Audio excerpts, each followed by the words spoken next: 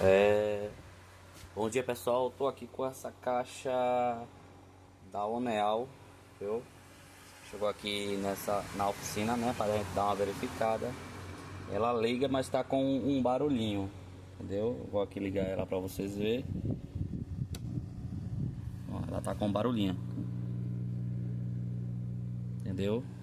O cliente falou, relatou que ela parou de funcionar e eu vou tá abrindo ela aqui agora para ver o que aconteceu.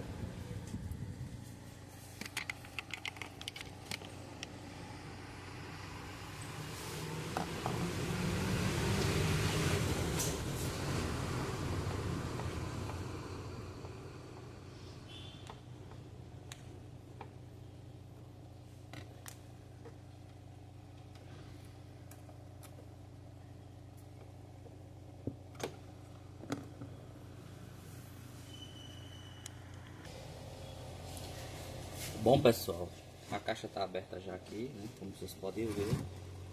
Eu vou estar fazendo algumas medições aqui, entendeu? Para ver o que está acontecendo, entendeu?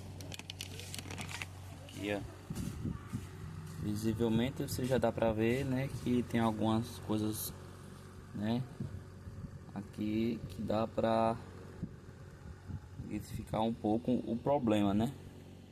Essa caixa aqui, entendeu? Já podemos ver, né, que tem um pouco de sujeira e aqui tem uma parte meia enferrujada, né, que nem tivesse se rompido, né? Vou fazer uma verificação mais detalhada e daqui a pouco eu mostro para vocês.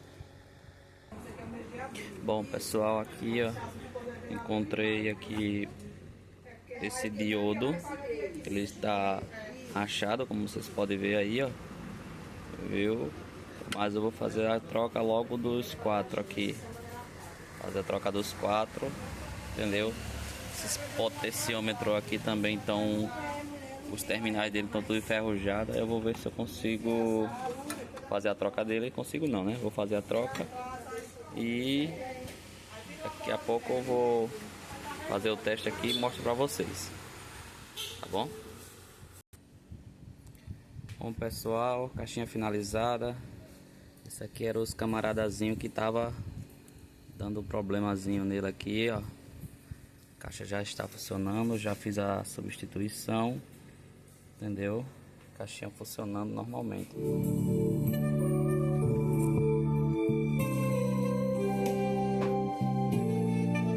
Tá perfeitazinha já.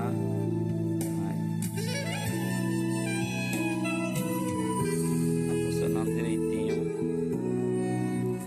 Toda funcionando perfeitazinho. Vou deixar ela aqui no teste, entendeu? Mais tarde ligar pro cliente, entendeu? Pra vir buscar essa belezinha. Valeu. Aquele que gostou, dá um like e curte aí. Bom, até mais.